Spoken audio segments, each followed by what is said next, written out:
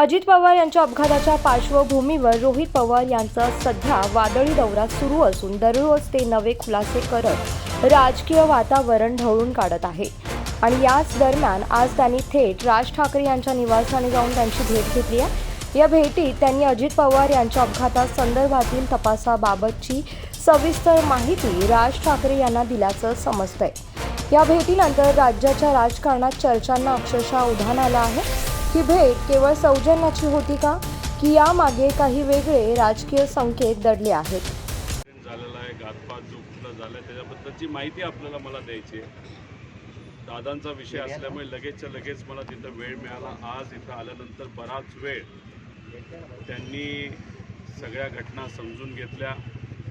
जी काय माहिती मी घेऊन गेलो होतो ती पूर्ण माहिती त्यांनी समजून घेतली आणि ती माहिती समजून घेतल्यानंतर बोलत असताना त्यांनी सांगितलं की महत्त्वाचा विषय आणि सगळ्यात महत्त्वाचा प्रश्न एवढाच आहे की FIR पोलिसांनी का नाही घेतला। त्यांचा अभ्यास चांगला असल्यामुळे त्यांनी मला 2 दाखले दिले सुप्रीम कोर्टाचे, ज्याच्यामध्ये ॲक्सिडेंटल डेथ रिपोर्ट झाला असला तरी FIR घेता येतो, तो नागरिकांचा हक्क आहे। आणि एक दुसरा दाखला ज्याच्यामध्ये काही झालं तरी FIR घ्यावाच लागतो पोलिसांचा, हा दुसरा दाखला त्यांनी तिथं दिला होता। त्यामुळे त्यांनी एकच प्रश्न केला की या महाराष्ट्रामध्ये एका व्यक्तीचा, एका मोठ्या नेत्याचा, महाराष्ट्राच्या देशाचा नागरिकाचा जर FIRच होत नसेल तर ही अतिशय दुर्दैवी गोष्ट आहे। त्या बाबतीत ते काय भूमिका घेतील, कसं घेतील हे आपल्याला येत्या काळामध्ये त्या ठिकाणी कळेलच। पण त्यांनी सांगितलं की दादांना मी ओळखत होतो, जवळून आम्ही काम केलेलं आहे, जेव्हा केव्हा भेटायचो आम्ही तेव्हा बोलायचो। दादा असले काय नाही तर कुणी असलं काय, पण मराठी माणसाला जर न्याय मिळत नसेल तर त्यासाठी जे काही करावं लागेल ते मी आमच्या लेवलला त्या ठिकाणी करू, एवढं त्यांना सांगितल्यानंतर आता विधिमंडळामध्ये तिथं काही आमच्या बैठका आहेत, काही लोकांनी मला वेळ दिली, तिथं जाऊन त्यांच्याशी मी चर्चा करणार आहे। कालपर्यंत CIDच्या चौकशीसाठी सगळे रिपोर्ट येण्यासाठी वाट पाहत आहेत। खरं तर पायलट देखील जिवंत असल्याचं सांगितलं जात आहे, कोणत्या तरी देशात असल्याचं देखील म्हटलं जात आहे। नाही बघा, जे कुठले पायलट ते विमान चालवत होते ते जिवंत आहेत असं समजून चालणार नाही। जे आधी पायलट त्यांची नियुक्ती झाली होती त्यांचं नंतर ते कॅन्सल झालं, ते आधीचे पायलट त्या ठिकाणी आहेत, त्यामुळे तो विषय तिथं राहत नाही। त्यामुळे त्या विमानामध्ये जे कोणी 5 जण होते त्याच्यामध्ये दादा होते, त्यानंतर अटेंडंट माणिताई होत्या, जाधव नावाचे जे सिक्युरिटी होते, पाठक नावाच्या को पायलट आणि कपूर नावाचे मेन पायलट, हे 5च्या 5 व्यक्ती दुर्दैवाने आज आपल्यामध्ये तिथं नाही। त्यामुळे कुणी जर सांगत असेल की ही व्यक्ती जिवंत आहे, ती व्यक्ती जिवंत, असं कुठंच काय नाही। ॲक्सिडेंट झाला का घातपात झाला याच्याबद्दलची माहिती आपल्याला त्या ठिकाणी घ्यायची आणि त्यासाठी आपण सर्वजण प्रयत्न करतोय। एक तर FIR या महाराष्ट्रामध्ये घेतलाच जात नाही, हे खरं तर दुर्दैवी गोष्ट आहे। FIR हा देणं आणि देणं हा आमचा अधिकार आहे, त्यांनी तो घेणं ही त्यांची ड्युटी आहे। आणि महाराष्ट्रामध्ये अशी एक गोष्ट होत असेल तर हे फार चुकीचे आहे। आणि आज राज ठाकरे साहेबांना भेटत असताना योगायोग आज मराठी दिवस त्या ठिकाणी आहे, त्यामुळे मराठी माणसासाठी राज ठाकरे साहेब आजपर्यंत लढत आलेले आहेत। आणि मग आज दादांचा मुद्दा घेऊन आपल्या पक्षाच्या माध्यमातून सुद्धा, कार्यकर्त्यांच्या मदतीने व आपण स्वतःसुद्धा या विषयाला न्याय मिळाला पाहिजे। इतरही पक्ष, नेते, सामान्य लोक, महाराष्ट्राची जनता दादांना न्याय देण्यासाठी प्रयत्न करतच आहेत, पण तुम्ही सुद्धा पाठिंबा ताकद द्यावी अशी विनंती त्यांनी केली। आणि त्यांनी मला सांगितलं विचारायचं कारण नाही, मी नक्कीच दादांबरोबर त्या ठिकाणी असणारे, न्याय कसा मिळेल यासाठी मी प्रयत्न करेन।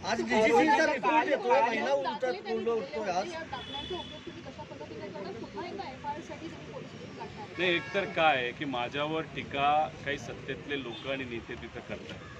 काल अजितदादा पक्षातले जे काही प्रमुख नेते आहेत त्यांनी सांगितलं की मी इव्हेंट करतोय। बरं, मी इव्हेंट करतोय असं तुम्ही समजा, आता तुम्ही सत्तेत आहात ना, स्टंट करतोय, तुम्ही सत्तेत आहात ना, FIR हा सगळ्यांचा अधिकार आहे। मी विरोधात आहे म्हणून तुम्ही माझा FIR घेऊन देत नाही, नाही तर घेतला जात नाही। तुम्ही सत्तेत आहात ना, तुम्हाला काय माझ्याबद्दल वाटायचं वाटू द्या, पण सत्तेचा वापर करून तपास काय दिशेनं जातो हे आपण तात्पुरता बाजूला ठेवा. साधा एक FIR करून देण्यासाठी थोडीशी मदत तरी करा. भाषणं नुसती करत चाललेलं आहात तुम्ही. इथं आम्ही सर्वजण, महाराष्ट्रातील जनता, सर्व इतर पक्षातले लोक दादांना न्याय कसा मिळतील यासाठी प्रयत्न करतायत आणि हे लोक मात्र भाषणाच्या माध्यमातून राजकीय टिप्पणी त्या ठिकाणी करत असतील. आणि दुर्दैव असं त्या भाषणामध्ये एक तर महाशय असे बोलले की म्हणजे नवीन पर्व त्या ठिकाणी सुरू झाले. अजित पर्व संपणारच नाही, कारण का लोकांच्या मनामध्ये दादांप्रती प्रेम आहे आणि ही घटना घडली त्याबाबतीत शंका आहे. त्यामुळे दादांना न्याय देण्यासाठी त्या नेत्यांना जर प्रयत्न करायचा असेल तर आज ती वेळ आहे. आज FIR घेण्यासाठी कुठेतरी प्रयत्न करा. आणि FIR का घेतला पाहिजे एक जनतेने सुद्धा समजून घेतलं पाहिजे. FIR मध्ये जे मुद्दे घेतलेले आहेत, ज्यांच्याबद्दलचे आपण FIR करणार आहोत, जेव्हा हा विषय CID कडे असतो नाही तर CBI कडे जातो. FIR झाला की त्या एजन्सीला त्या विषयामध्ये इन्व्हेस्टिगेशन करावंच लागतं. त्यामुळे FIR असणं हे महत्त्वाचं आहे, तो आपला अधिकार आहे. आणि जे मुद्दे आपण घेऊन जातो त्याच्यात जर आपण इन्व्हेस्टिगेशन नाही केलं तर हे क्रिमिनल इन्व्हेस्टिगेशन होणार नाही, फक्त ॲक्सिडेंटचं तिथे इन्व्हेस्टिगेशन होईल. म्हणून ही भूमिका त्या ठिकाणी आम्ही घेतो. आज एक महिना पूर्ण होतोय, DGCA रिपोर्ट आज येण्याची शक्यता आहे. हे बघा, जे मुरली मोहोळ साहेब आहेत ते या देशाचे स्टेट एव्हिएशन मिनिस्टर तिथं आहेत. आता त्यांनी तिथं सांगितलं होतं की 1 महिना होण्यापूर्वी दुर्घटनेला आमचा रिपोर्ट तिथं आला पाहिजे. उद्या 1 महिना पूर्ण होतोय. आता 1 महिना तुमच्या हातामध्ये होता. आता प्रिलिमिनरी रिपोर्ट तुमचा कधी येतोय हे आम्ही बघतोय. आज उद्या येतोय, याच्याची वाट आम्ही बघणार आहोत. मी सोमवारी 11 वाजता मुंबई या शहरामध्ये तिथे एक प्रेस कॉन्फरन्स घेणार आहे. त्या माध्यमातून खरा रिपोर्ट काय असतो, काय पद्धतीने या घटनेमध्ये काय काय गोष्टी घडलेल्या आहेत हे मी तिथे सिद्ध करेन. आणि रिपोर्ट जो आज उद्या येणार आहे तो जर थातूर मातूर दिला, नावापुरता दिला, तर महाराष्ट्राची जनता यांना सोडणार नाही. त्यामुळे थातूर मातूर साधा द्यायचा म्हणून एखादा रिपोर्ट तुम्ही देत असाल तर हे आम्हाला मान्य नाही. देत असताना योग्य पद्धतीचाच रिपोर्ट त्या ठिकाणी दिला गेला पाहिजे अशी आमच्या सगळ्यांची मागणी आहे. तुमच्यावर आरोप होतोय की तुम्हा सगळ्यांवरच म्हणजे शरद पवार पक्षावर की अजितदादांना अग्निसुद्धा दिला नव्हता, तुम्ही विलिनीकरणाच्या चर्चा सुरू केल्या, सुनेत्रा पवार यांनी शपथ घेतली, तुम्ही त्यांचं अभिनंदन किंवा त्यांना शुभेच्छा कोणीही दिल्या नाही. काल सुद्धा मुद्दाम तुम्ही सगळा स्टंट केला, कारण काल त्यांना राष्ट्रीय अध्यक्ष घोषित केलं जातं. एक आपण सगळ्यांनी समजून घेतलं पाहिजे तिथं कुणाची चर्चा झाली, कशी झाली हे त्यांनी सांगावं ना. नावं सांगा. कुठंच काय तिथं घडलेलं नाही. आम्ही सर्वजण तिथं दुःखात होतो. पवार साहेबांना सुद्धा तिथं शब्द निघत नव्हते, अशी तिथं परिस्थिती होती.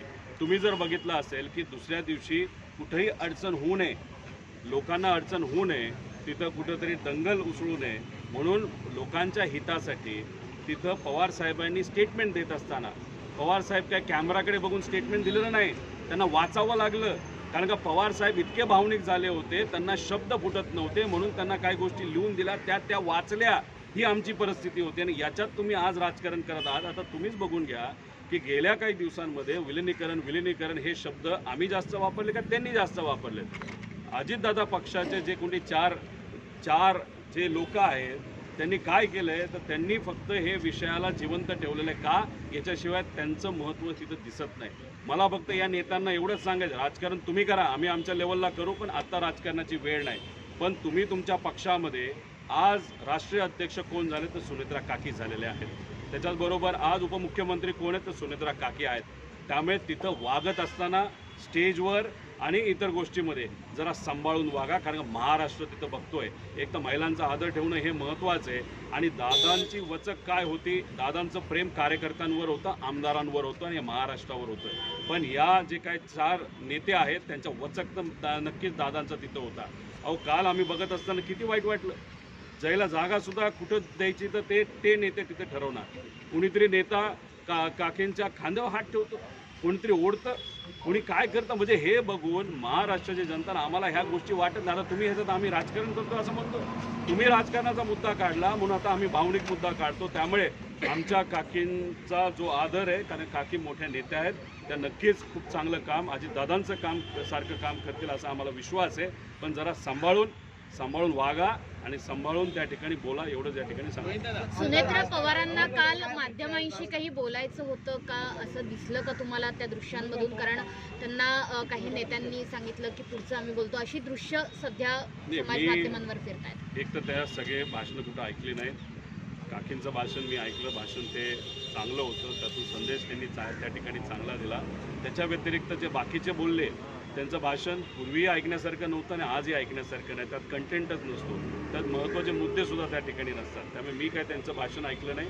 नंतर काय घडलं हे मला तरी त्या ठिकाणी माहीत नाही. पण एक आहे की सुनेत्रा काकी या सक्षम महिला आहेत, पवार परिवाराच्या एक घटक आहेत आणि मग त्याच्यात त्या प्रेस कॉन्फरन्सेसला सुद्धा समोर जाऊ शकतात. त्यांना वाटेल ते त्या ठिकाणी बोलू शकतात. जर कोणाला वाटत असेल की सुनेत्रा काकींना आपण कंट्रोल करू शकतो, दादांना कंट्रोल करता येत नव्हतं पण काकींना करता येईल, तर ते भ्रमात आहेत. थोड्या दिवसानंतर नक्कीच कळेल की ताकद काय असते आणि एक नेता कशा पद्धतीने पार्टी तिथं चालवत असतो. त्यामुळे ह्या 4 जे कुठले नेते आहेत त्यांनी थोडंसं सांभाळून राहावा, सांभाळून वागा, एवढंच या ठिकाणी सांगतो. बोलताना सुनेत्रा पवार असंही म्हणाल्या की दादांचं अभोट राहिलेलं स्वप्न मला पूर्ण करायचं आहे. काही अंदाज आहे कुठलं स्वप्न असेल? राज ठाकरेंना तुम्ही भेटलेला आहात, त्या भेटीमध्ये त्यांनी सांगितलं की FIR संदर्भातली नाराजी त्यांनी व्यक्त केली. आता तुम्हाला राज ठाकरेंकडून नेमक्या अपेक्षा काय आहेत आणि राज ठाकरेंनी तुम्हाला काय आश्वासन दिलं? तर बघा, इथं व्यक्तिगत लेवलला, भावनिक लेवलला मी राज ठाकरे साहेबांना त्या ठिकाणी भेटलेलो आहे. माझ्या मनामध्ये जे जे काय होतं ते मी तिथं बोलून दाखवलं. माझ्याकडे जे जे कागद होते ते मी त्यांना तिथं दिलेले आहेत आणि मी दुसरी कुठलीही तिथं अपेक्षा केली नाही. माझं फक्त एकच आहे की मराठी माणसाच्या पाठीमागे ते नेहमी भक्कमपणे त्या ठिकाणी राहिलेले आहेत.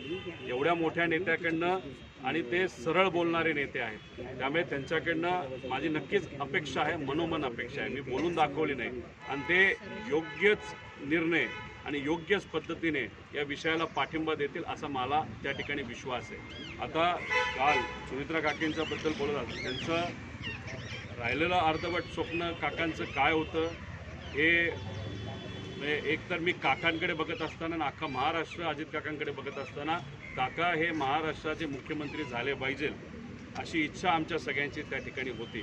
आता काकी बोलत असताना अर्धवट राहिलेलं स्वप्न हे विकासाच्या बाबतीत, कारण का दादा नेहमी फक्त विकासाबद्दल बोलायचे, महाराष्ट्राला एक नंबरचं राज्य बनवायचं आहे, विकास करायचा आहे. त्या स्वप्नाबद्दल त्या बोलल्या का वेगळं काही स्वप्न तिथं बोललं हे मला माहीत नाही. पण मी काकींनाही विनंती करतो, त्याच्याबरोबर सगळ्याच लोकांना, नेत्यांना जे सत्यतेत विनंती करतो, FIR दाखल होणं महत्त्वाचं आहे. त्या दाखल जो FIR होईल त्याच्यावरच इन्व्हेस्टिगेशन होईल आणि इन्व्हेस्टिगेशन त्या पद्धतीने झालं तरच आपल्याला अजितदादांना न्याय देता येईल.